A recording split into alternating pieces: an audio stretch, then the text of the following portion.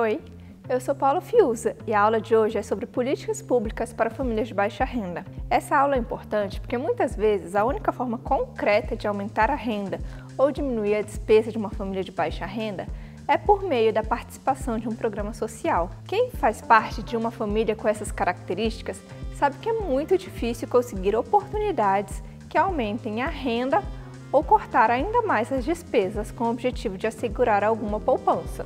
Esses programas podem aumentar a renda por meio da concessão de algum benefício ou podem diminuir alguma despesa, como a conta de luz, por exemplo, oferecendo descontos. O Cadastro Único para Programas Sociais é a principal porta de entrada para ter acesso a esse tipo de programa.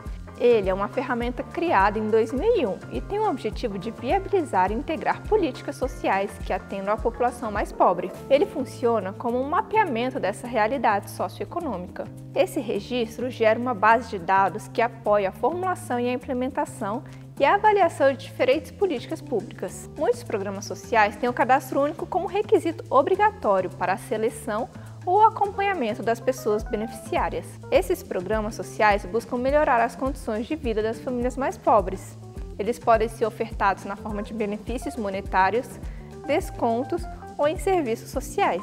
E para ter acesso ao Cadastro Único, é preciso realizar o cadastro da família, geralmente em um Centro de Referência de Assistência Social, os CRAS. Mas pode ser que no seu município, alguma das fases do processo de cadastro aconteçam de maneira diferente.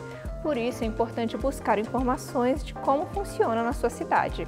O Cadastro Único define que uma família de baixa renda é aquela com uma renda mensal igual ou menor a meio salário mínimo por pessoa, ou seja, a renda total é dividida pela quantidade de pessoas que moram no domicílio. A conta também pode ser a soma da renda de todas as pessoas da família, desde que seja até 3 salários mínimos. O Cadastro Único tem como princípio o registro de dados a partir da autodeclaração que o responsável familiar faz das características de sua família.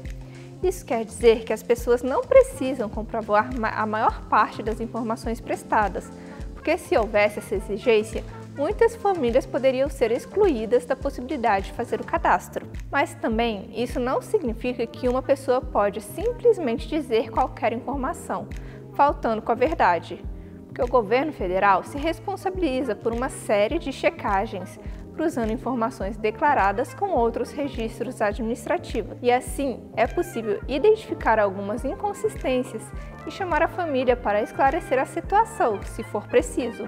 A idade mínima para ser responsável por uma família no Cadastro Único é 16 anos e é dada preferência para que as mulheres sejam responsáveis pelas famílias.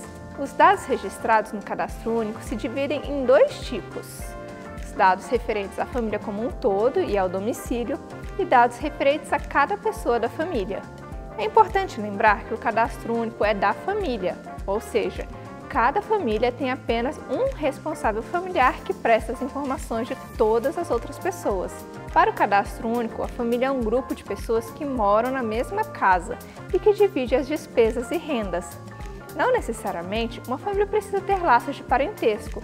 Ela é definida mais pelos laços de convivência. Importante lembrar também que é possível cadastrar pessoas que moram sozinhas, como famílias unipessoais. Além disso, pessoas em situação de rua também podem realizar o cadastro, desde que indiquem uma instituição ou uma associação a qual esteja vinculada para que seja possível localizar a pessoa, se necessário. Os programas sociais listados no Cadastro Único variam ao longo do tempo e eles também podem ser alterados ou extintos em nível federal, estadual ou municipal. Atualmente, alguns dos programas listados no sistema são o Benefício de Prestação Continuada, BPC, que é um benefício para pessoas com mais de 65 anos em situação de baixa renda, que recebem um salário mínimo mensalmente. Também tem o ID Jovem, que garante descontos em viagens interestaduais e meia entrada em shows ou festivais para quem tem entre 15 e 29 anos. Tem também a Tarifa Social de Energia Elétrica, que dá um desconto entre 10% e 65% na conta de luz para famílias de baixa renda. Nos últimos anos, o programa Minha Casa Minha Vida e Bolsa Família foram substituídos pelo Casa Verde Amarela e o Auxílio Brasil. O programa Casa Verde Amarela tem como objetivo garantir o direito à moradia, assim como era o Minha Casa Minha Vida. A Caixa Econômica Federal é o banco responsável por promover o crédito e fazer o financiamento da casa própria. No caso do Programa Auxílio Brasil, que substituiu o Programa Bolsa Família e o Auxílio Emergencial, o objetivo continuou o mesmo, que é a transferência de renda para famílias que vivem em situação de vulnerabilidade. Esse é um programa de transferência de renda condicionada, ou seja, ele estabelece alguns compromissos para que a família continue recebendo o benefício. Um deles é a frequência mínima de estudantes em situação escolar. Uma das preocupações em relação ao Auxílio Brasil é a possibilidade de sua descontinuidade ao fim de 2022, já que sua previsão de execução termina no mesmo ano. Um ponto importante do cadastro é a necessidade de ser atualizado a cada 2 anos, pois esse é o principal mecanismo de qualificação dos dados. Mesmo assim, ainda é possível identificar situações em que as informações do cadastro não refletem a situação real da família. Isso acontece principalmente porque a situação das famílias pode mudar em um prazo menor do que o de 2 anos. Por isso, o governo federal monitora a consistência das informações por meio do cruzamento dos dados das famílias cadastradas com os registros de outras bases, como as que trazem informações de trabalho formal e benefícios de previdência social, por exemplo. Tanto a convocação para atualização de cadastros desatualizados, quanto o cruzamento de dados do Cadastro Único com outras bases são estratégias de qualificação cadastral. Vale dizer que o Cadastro Único tem caráter interfederativo. Isso quer dizer que, mesmo que o governo federal seja o principal coordenador do cadastro, os estados e os municípios têm um papel fundamental na sua implementação. Por isso, caso encontre alguma dificuldade de acessar o Cadastro Único e as políticas públicas voltadas para a população de baixa renda, é importante buscar apoio do município e do estado.